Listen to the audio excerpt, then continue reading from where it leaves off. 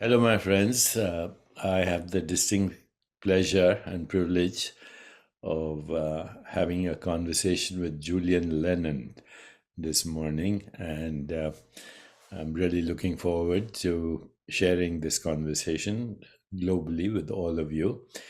And I met Julian recently in England, in London. He lives in Monaco, I think now. Are you there, Monaco? In Monaco right now? Yeah. So, Although we've got the weather from England right now, so I see. That's okay.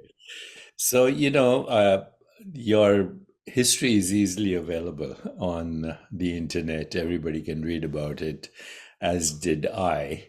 But right. share a few thoughts with you, just my memories, and then I want to ask you some questions and especially share with our audience your current projects. But let me give you a little bit of background about myself and my connection to your world. So, I was 17 years old when I entered medical school. And when I was about ready to graduate in the year 1969, is when the Beatles were in Rishikesh with Maharishi Mahesh Yogi. I was not familiar with meditation at that moment, but in medical school in India, the medical school was somehow affiliated with Harvard and other international institutions. I, at the age of 18 or 19, was part of an experiment, which was a controlled experiment on LSD. And I experienced, what I call non-local reality. And then, Sergeant Pepper's came out the same year as I was having my LSD experiences. Yes, okay. Fast forward to 1980, when I was in the US, and I was actually going back to India on a vacation. And I was at the airport, and I saw the news of your father's assassination. And I can share with you right now that I remember the exact moment and how my heart, felt the anguish of the world losing a genius. And I know your relationship with him has been chaotic and also beautiful at the same time. But that was my first, experience of immense sorrow. And then many years later, I wrote a book called Quantum Healing. And out of the blue, I got a call from George Harrison, who wanted to meet me, and actually came to Boston, where I was living at that time. And we became very, very close friends. Olivia, John, and Danny was just a little kid at that moment. Yeah. And we traveled all over India together. I got to know Danny and Olivia and George. And then, of course, George passed away also. I only recently met James McCartney. I know Danny very well. I met Stella recently, and we started a program together for mental well-being, etc., etc. So, bottom line, I have some kind of link to you. You know us all. You know us all more than we know ourselves. So I'd like to start this conversation with just one question. Yeah. Of course, as I said, your life is public. It's on the internet. Anyone can check it out. But I'd like to start with one question. What are some of the most happiest of memories that you have in your entire life? including your childhood, and what are some of the most tragic memories? Because that's who we are, a bundle of memories. Of course, and how we handled all of that as well, of course. Now, probably let's start with the tragic, and then move forward with the positive. Obviously, as it's public knowledge, and I think most people have a good understanding that when Dad fell in love with Yoko, he moved out, and it was just my mother and I for years on our own. She had several jobs, and we had enough money to put me through school and clothes and food. But she was the be all and everything to me, for me. And sadly, I lost her in physical form anyway, 7 years ago. And that was the toughest, by far the most difficult feeling, and of loss and sadness and confusion. I knew it was coming, though, but I was still hopeful, that there may be a way through it. We always hope that there's possibilities. Sadly, there wasn't, and so one thing that was important for me that I've always taken from her is that she's always been under fire, or under any circumstances. She'd always been very gracious, and never aggressive, and never really a hard word about anybody, no matter what she'd been through. And I think that was one of the main things that I took away from her and her life. I think, secondly, I know Dad's important, and everybody expects me to say that, maybe Dad should be next on the list. But actually, I was very much in love with my grandmother as well, as she was my mother's mother, who was a major part of my life. You're named after her. No, not that. My mother's grandmother, which was Lillian, Okay. Lillian Powell. Julia was Dad's mother. But yeah, I guess one of the main, I can't say it's a regret, but a certain sadness to it is that that my grandfather from my mother's side passed away before I got to meet him. My grandmother, Dad's mother, she passed away, so I never got to meet her too.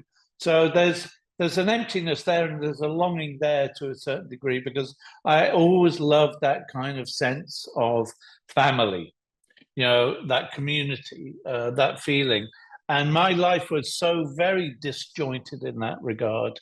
But certainly Dad was a huge part and influence, and his loss obviously tragic, and it affected me immensely, of course.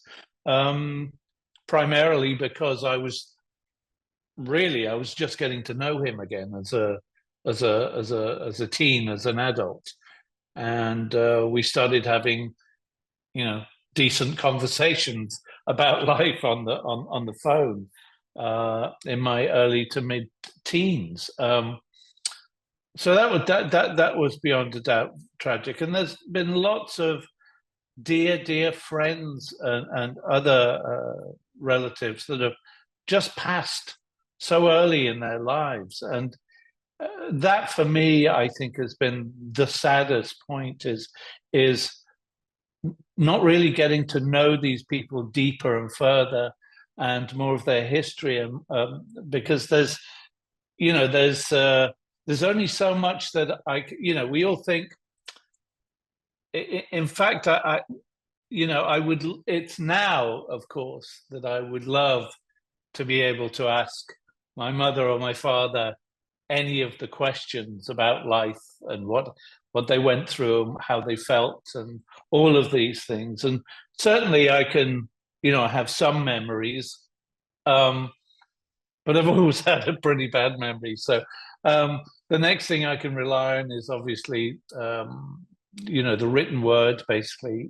So there are some things, but there's always questions that you want answered. But unfortunately, until maybe the next realm, or if we all meet again, then I'll get to understand a little deeper and a little further. Moving on to the sort of more pleasant things in life. One of the things that I've said that was one of the most memorable, the most joyous, and the most peaceful moments in my life was actually when I was in South America. I was in Colombia, and on behalf of my foundation, the White Feather Foundation, we were working with another organization called the Amazon Conservation Team, and we were trying to help the Koji down there buy back their land, and so we were on a visit for a few days, excuse me, up in the Sierra Nevada, and at the end of the 2 or 3 days, we all came down to the waterfront, which was their original land before the Spanish came 400 years ago and tried to get rid of everybody. So they ran into the hills for protection, but they were fishermen originally, and we had to. Well, the group heard some amazing stories about their past and their beliefs and their history and so on. But there was a moment at the end of the last day in South America, in Colombia, with them. And we were literally sitting on an absolutely empty beach. Maybe there was 1 or 2 people you could see in the distance, a mile or 2 away.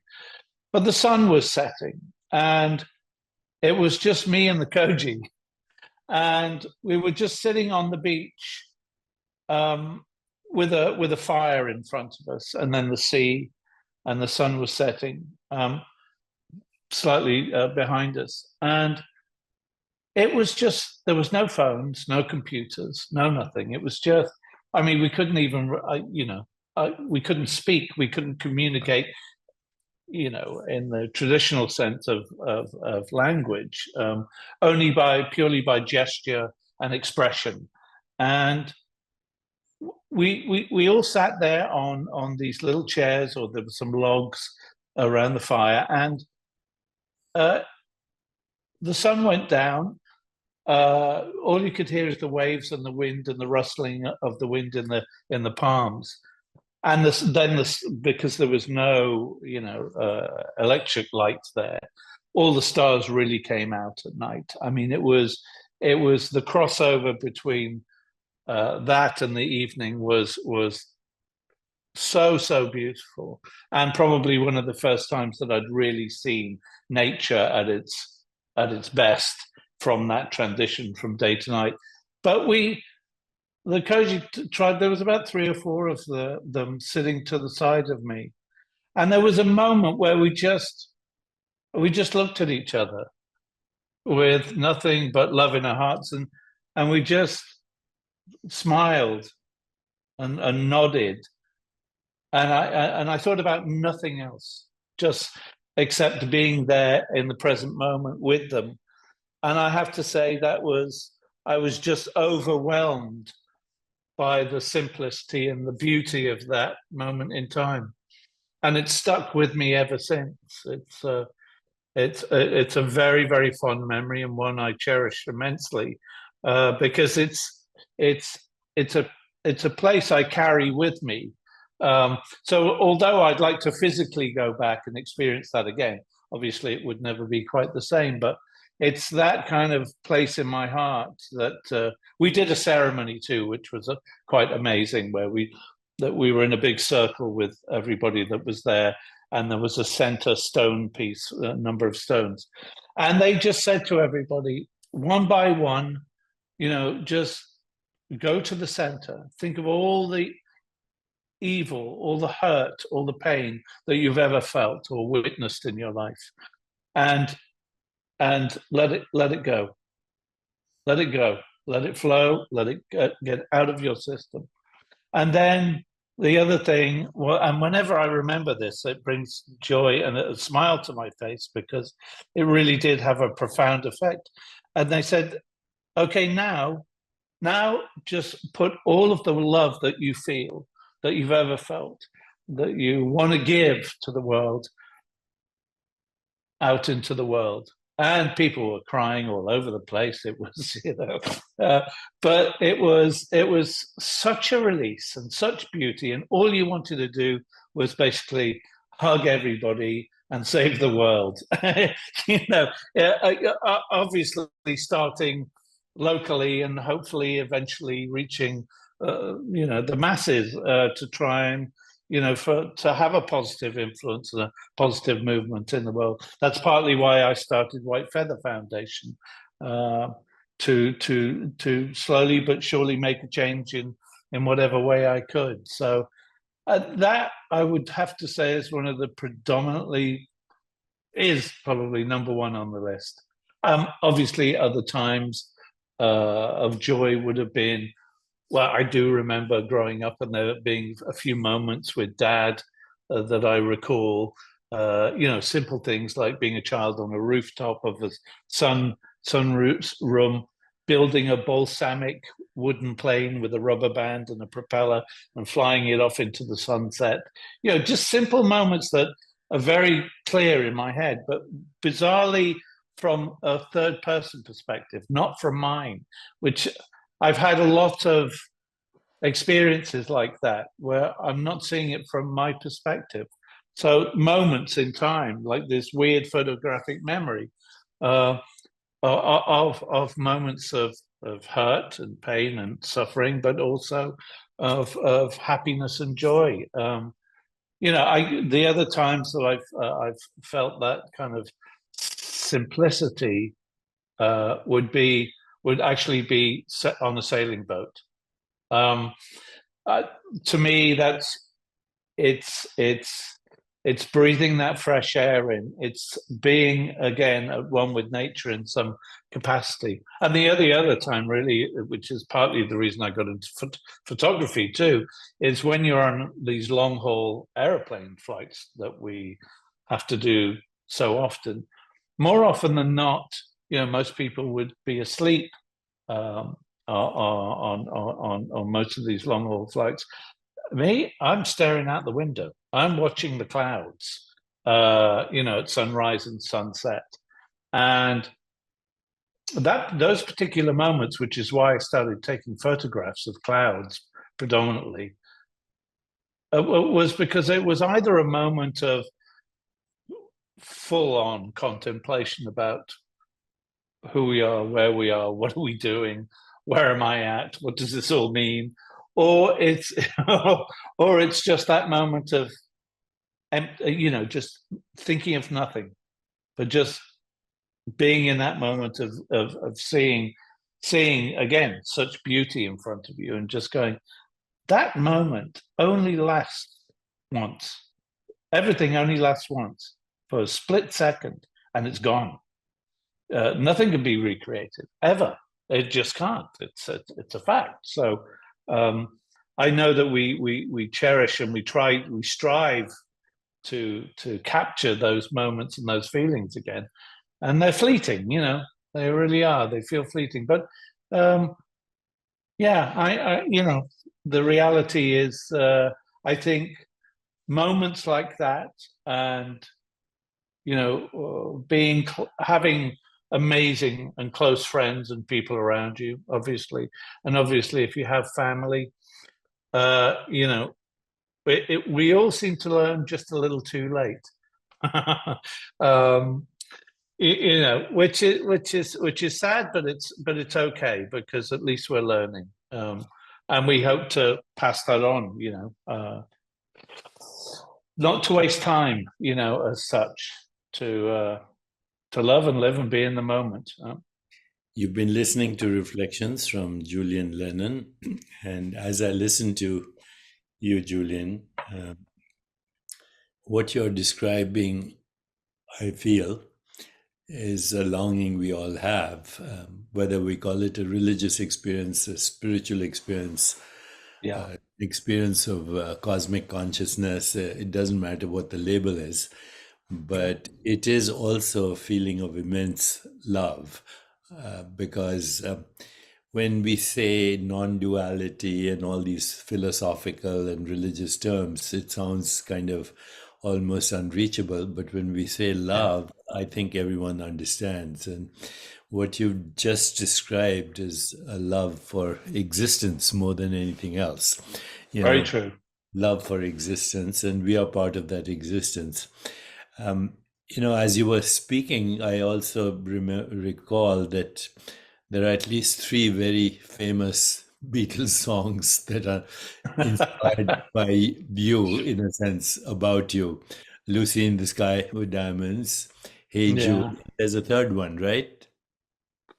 Yeah, Good Night, I think, was the Good other night. one. Yeah, they're all, Uh, if Julian Lennon hadn't existed, those songs wouldn't have been there. So that's one way to think about it. And, yeah, chaos and creativity and suffering and happiness go together. There are complementarities. You can't have one without the other. indeed. So thank you for sharing that so eloquently. Right now, your main passion seems to be the White Feather Foundation. So let's talk about that and then about a few of the other things that you're doing. Sure. Do you want me to explain the story? Because Yes, I I do. did briefly to you. Yeah, Um, I yeah, do. so uh, it all started. Uh, I had a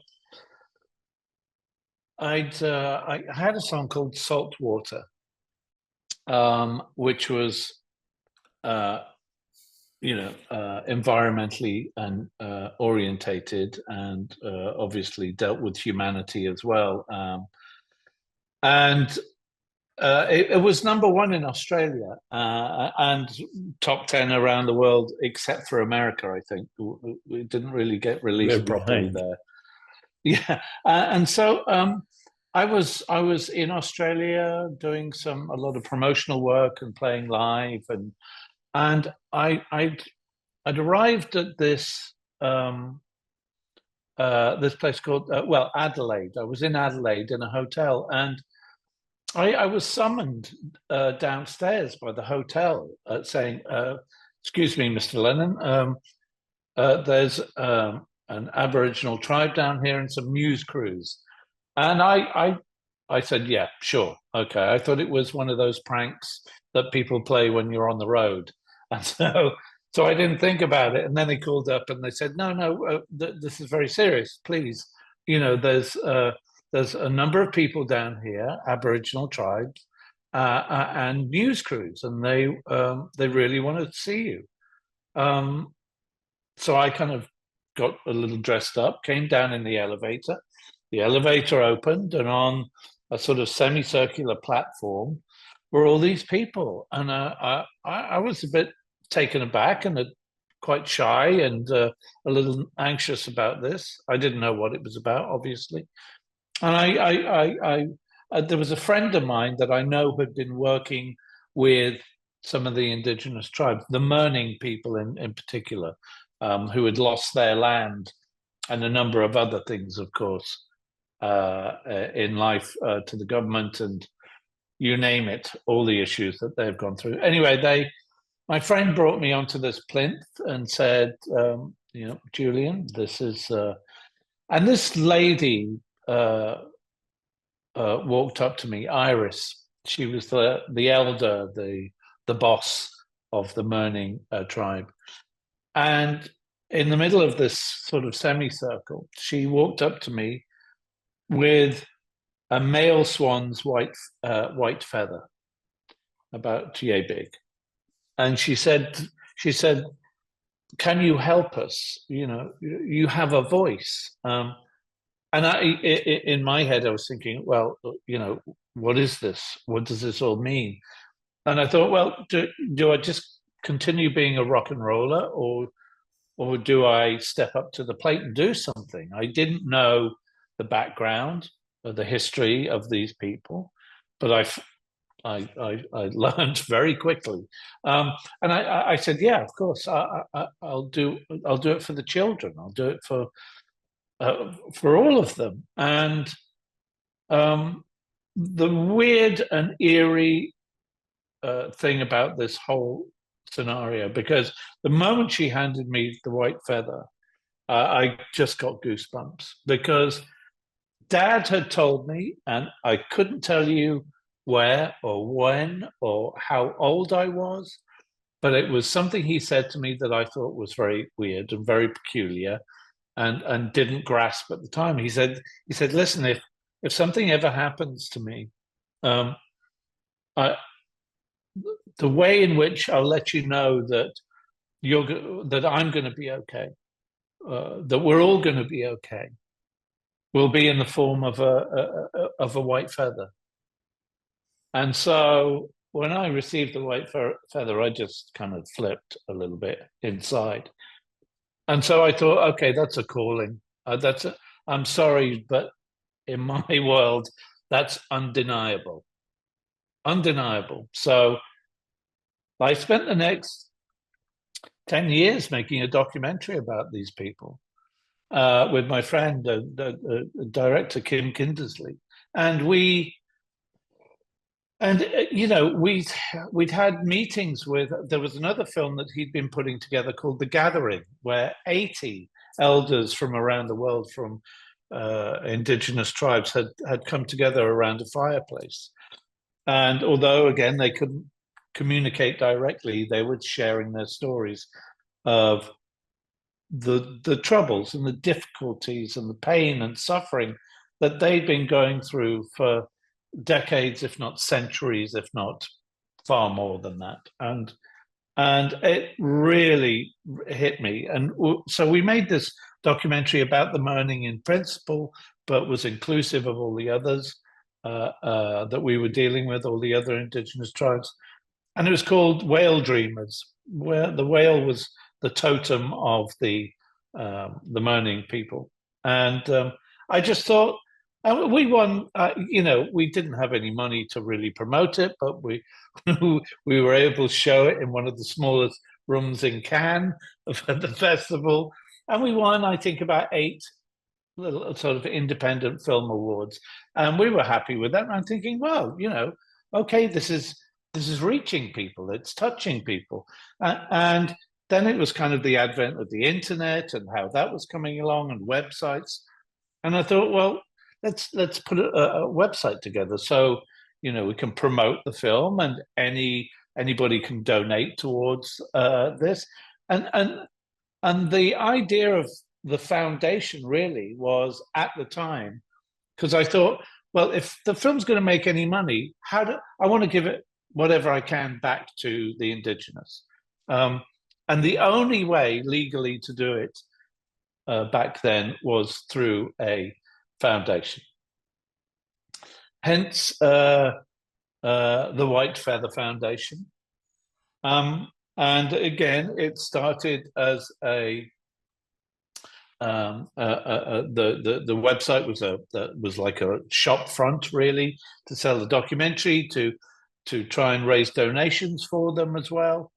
And then so we weren't really a foundation at that point. It was just a way of passing the money through to help, and vehicle, so to speak. And eventually people started writing to me, going, well, can you help us with this problem?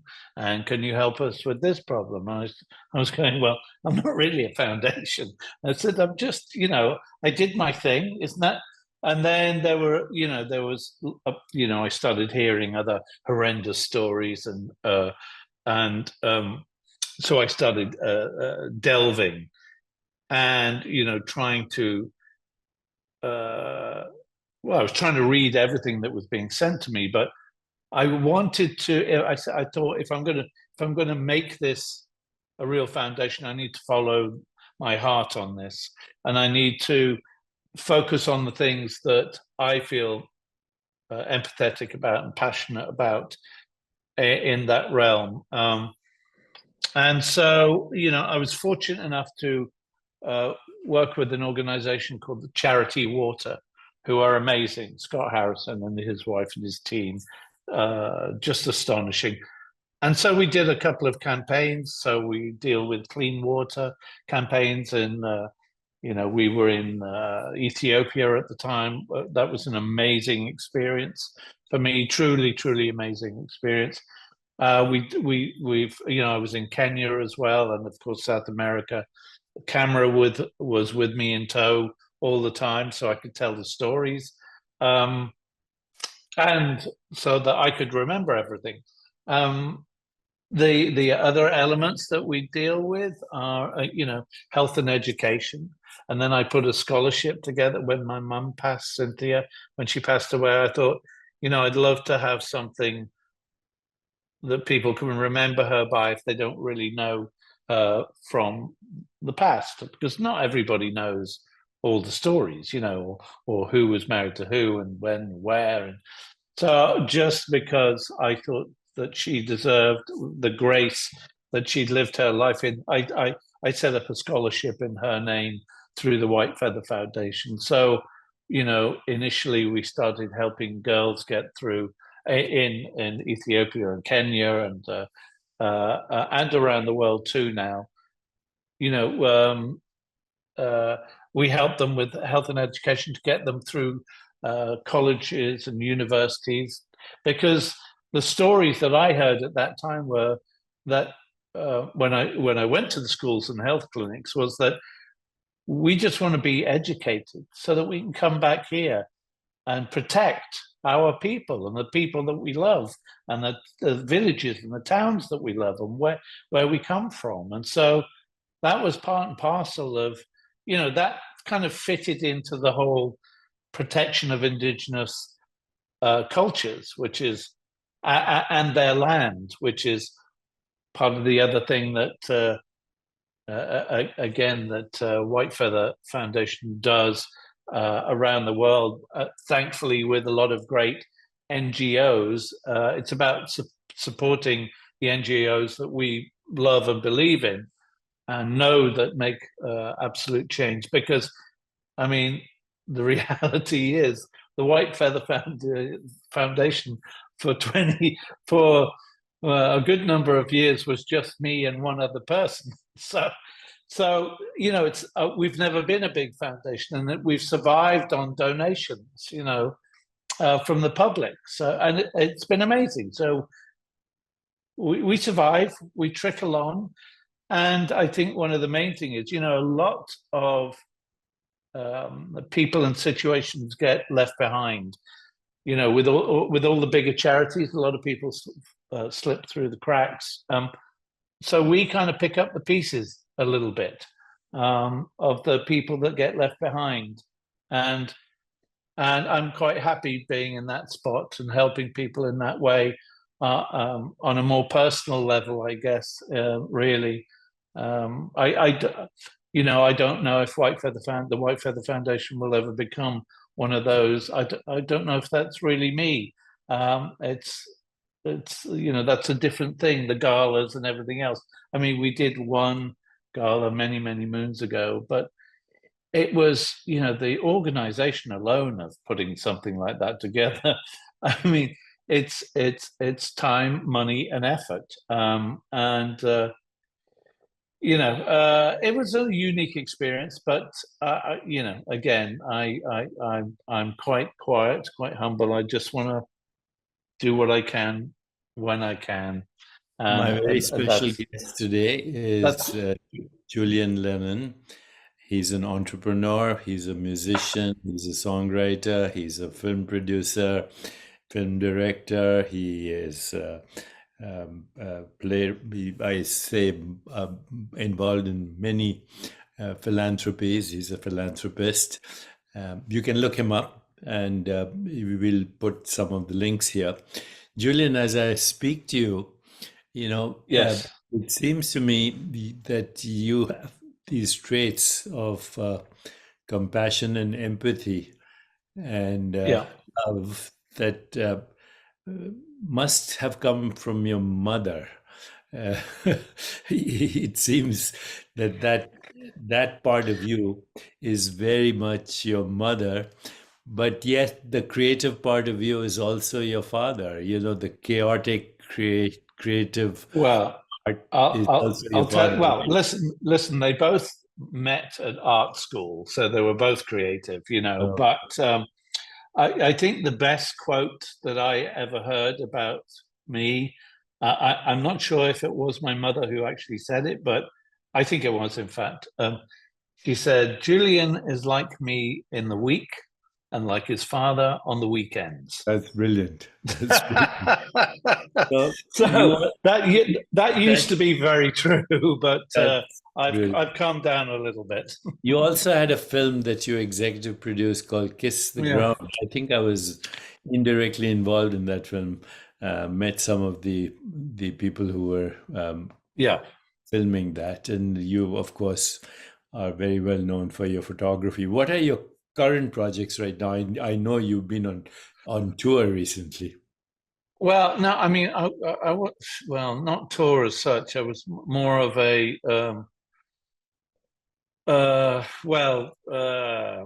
you know, I released an album this time last year, so there was a lot of promotion with that. No live performances, but you know, I think I'll probably get around to that at some point. But you know, I do love being behind the camera. That's my favorite place to be these days. So I The can album actually was breathe. the album was called Jude, right?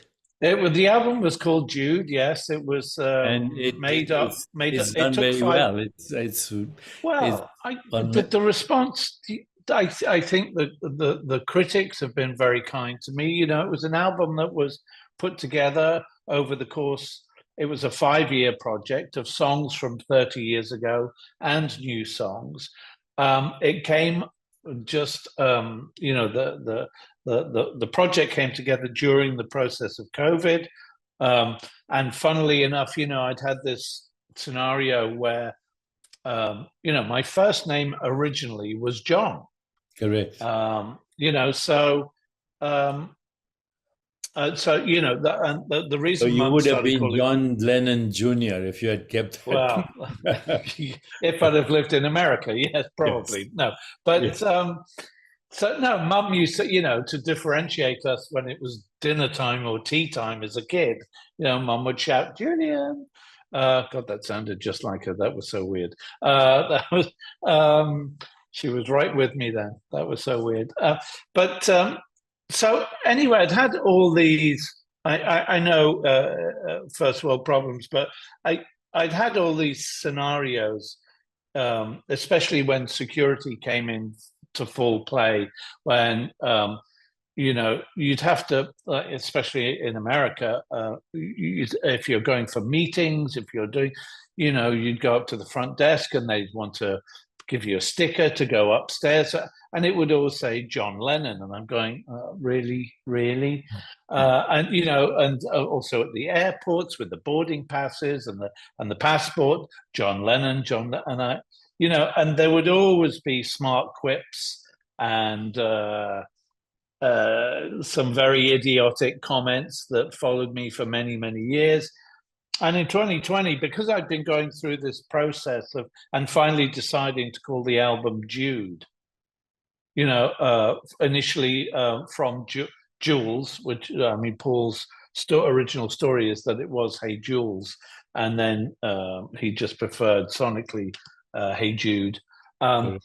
I thought, and I was going through many changes at that point in time. Through it was, I mean, the COVID, the time out for COVID was quite a good thing for me. I think because I turned inward and I wanted to find that place of peace and calmness and balance and happiness and so I decided just in 2020 to change my name by default to Julian. So I didn't want to lose John. So I just switched John and Julian. So it's instead of John, Charles, Julian, because Charles was my grandfather, my mother's father. So instead of John, Charles, Julian, it's Julian, Charles, John Lennon. And so now with the passport and the boarding passes and the stickers, I thought I'm finally Julian. I want to. I was tired of being the second John, so to speak. Um, so I was Julian. I was Jules. I was Jude, and I wanted to take ownership of that. Finally, I thought, God, I actually feel like me. I can't explain that to you really, but there was something in that. There was something in changing my name and calling the album Jude that was very, very special. So, I didn't think I was going to make another album again. I'm happy that I did in the end. It's out there. I think it's a good example of what I can do as a songwriter, because rather than a performer, I feel much more at home again behind the scenes, writing and recording and producing. Going back to Kiss the Ground, which was an amazing film that's now become a platform worldwide. There's a part 2 out right now called Common Ground. Sorry, and I guess you could say that it's a little more of an intimate look. It reflects on the first film in the way that it shows you how sorry,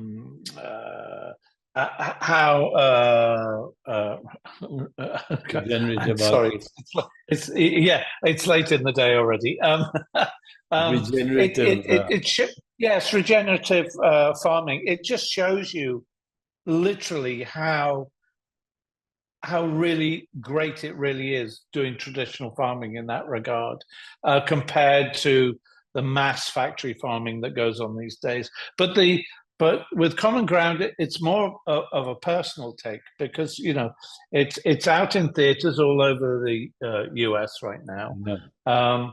Small screenings all over the place, and it starts off on a personal note with a few well-known celebrities that you would all know, Laura Dern and Jason Momoa and a number of others, writing a note to their children about the future. And so it really, takes on a heart-wrenching perspective. So the first film was, I think, an overall overview of America predominantly. This one's more about a personal position and thoughts and how things have progressed. And I think there's a third one in the pipeline, which is an overview of the world situation. So fingers crossed that will impact as well as the first film, and hopefully the third, if that truly comes about, which I will try and help that as much as possible. We'll make a change for good. So, Julian, we're coming towards the end of our conversation because of the limitations on social media. But I talk too much, so I apologize. You said some wonderful things. And before we finish, I have a question and also a reflection, and something that I want to share with you. So, I entered my 77th year. You look fabulous, darling. You do. Yeah, you look very fabulous. Well. And coincidentally, I had lunch with Laura Dern day before yesterday in New York. Oh, okay. Okay. Another coincidence. But here's a practice that I do, which I've found very useful. Okay. And it's a kind of a reflective meditation, but I want to share it with you because I think you might find it useful too.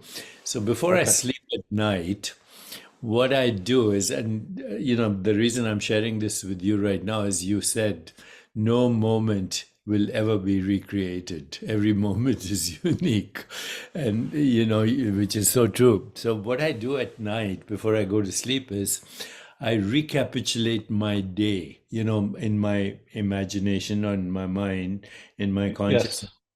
I got up, I went to the bathroom, I meditated, I did yoga, I met so and so, this, that, the other. And, then I tell myself, today was a dream, it's over, and I let it go. But then I go through another practice and I recapitulate my life, which you did for me just now, your life, okay? Where I see my childhood, my parents, my mother, my father, my schoolmates, etc. And of course, all that is also a dream.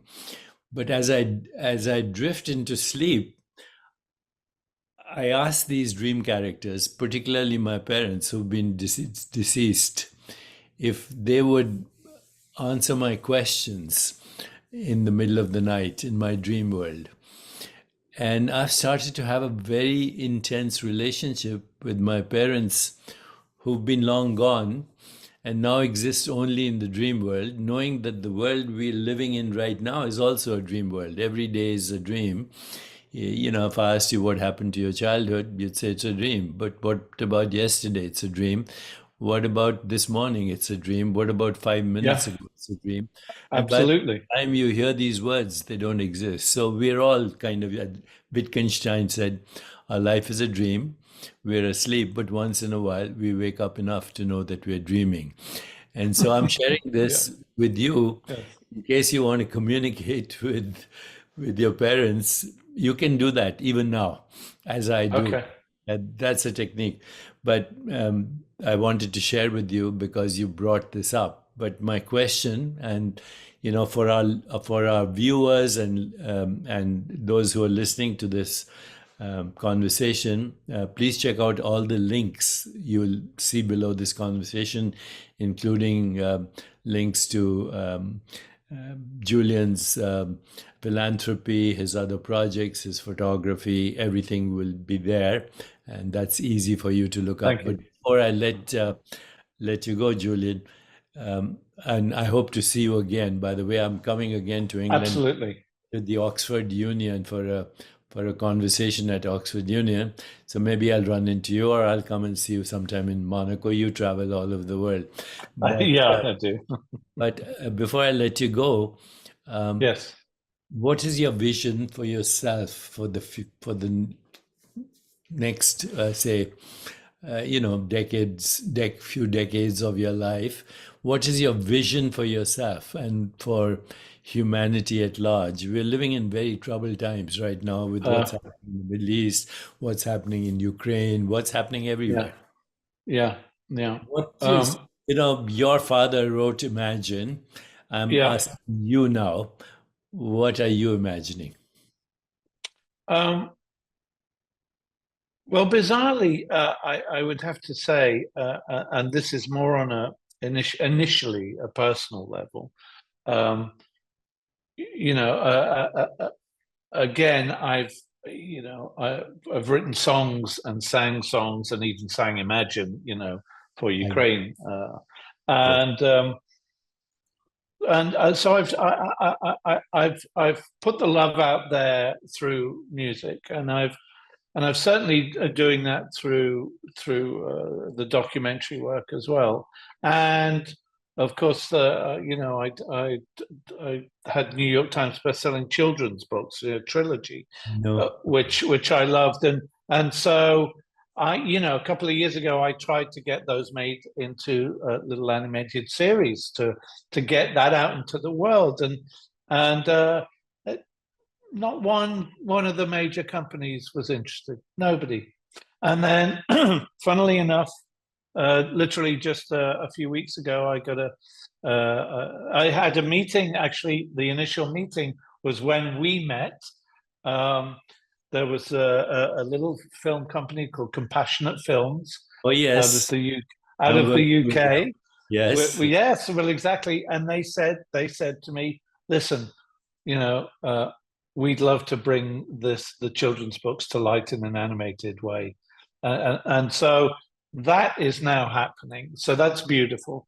I'm working with them as well, by the way. They're lovely people, fabulous people. Great people, yes.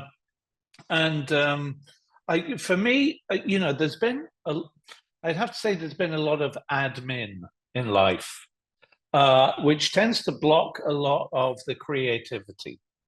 You get really stuck behind the numbers and the words sometimes. What my goal this year has predominantly been is to get the admin organized so well that next year I begin a year of nothing but creativity on every level.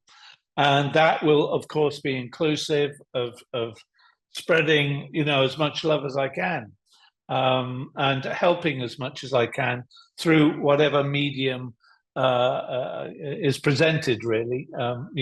I think I've covered a lot of ground already, but I'm still open to more. So, I think that's mainly the thing from my perspective, is helping from personal level, but if the personal can also feed into the media and into a bigger resolution, then that's my goal. So what better way than to work with children, or bring the message through children? Absolutely, because as the time old saying is, they are our future. So that's it. Those are my goals. That's big enough for me to deal with. That's for sure. My very special guest today has been Julian Lennon. Check out our conversation and give us your feedback. Thank you so much, Julian, for joining me. My absolute pleasure, and hope to see you again soon.